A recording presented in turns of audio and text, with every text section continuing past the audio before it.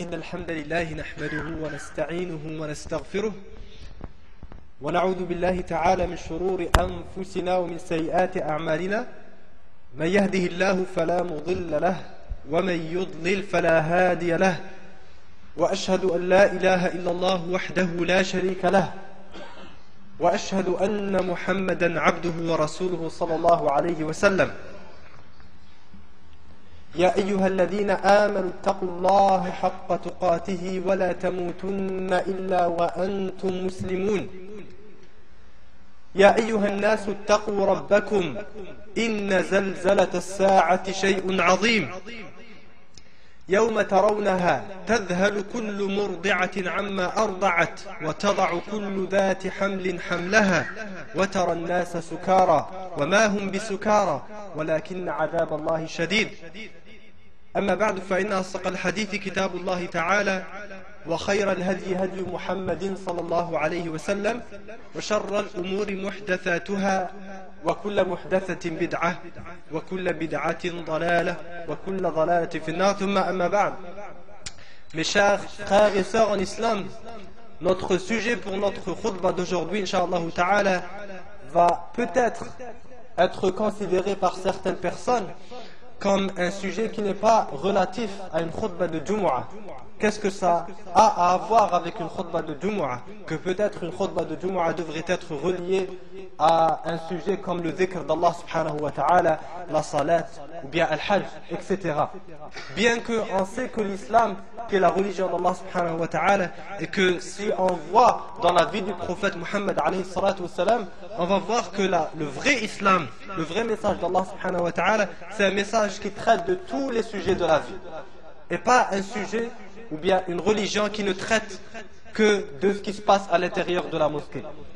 Et juste ce matin, mes chers frères et sœurs, avant de vouloir initialement continuer avec quelques hadiths du prophète alayhi salatu wassalam, j'ai décidé de changer le thème de notre khutbah vers un autre thème qui est relatif à un événement qui a pas seulement rempli nos pays musulmans de nos jours en faisant la une dans chaque pays, mais qui se déplace même à la presse internationale. On en parle en France, en Israël, etc. Allah subhanahu wa ta'ala nous dit dans le Coran al-Karim اقترب للناس حسابهم وهم في غفلة معرضون, que le jour du jugement s'est approché, le jour dernier du jugement des gens, il s'est approché, mais وهم في غفلة معرضون, ils sont dans l'oubli, ils sont dans l'irad, ils se sont tournés complètement du message d'Allah subhanahu wa ta'ala. Et quelle tristesse, mes chers frères et sœurs, que de voir notre ummah vibrer d'est à l'ouest à cause d'un match de football qui va se dérouler entre l'Algérie et entre l'Égypte.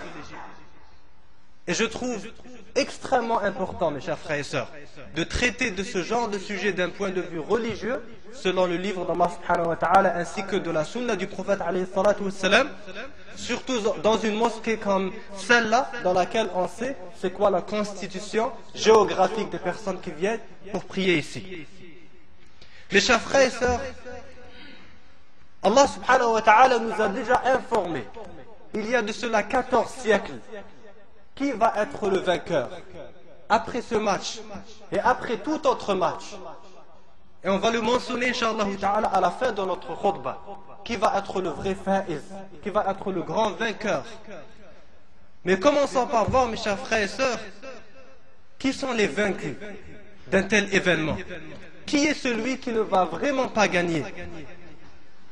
Le premier à ne pas être le vainqueur, ou bien la première à ne pas prendre la victoire de ce match, mes chers frères et sœurs, c'est la aqida. C'est l'un de nos fondements de notre foi musulmane, qui est aqidatul wala'i wal bara', d'aimer pour Allah subhanahu wa ta'ala et de détester pour Allah subhanahu wa ta'ala.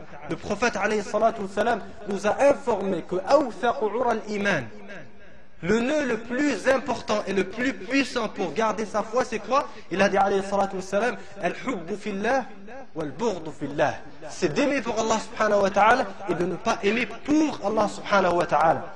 Allah subhanahu wa ta'ala ne nous a-t-il pas informé et ne nous a-t-il pas dit إنما المؤمنون إخوة, que certes les croyants sont tous des frères pour Allah subhanahu wa ta'ala.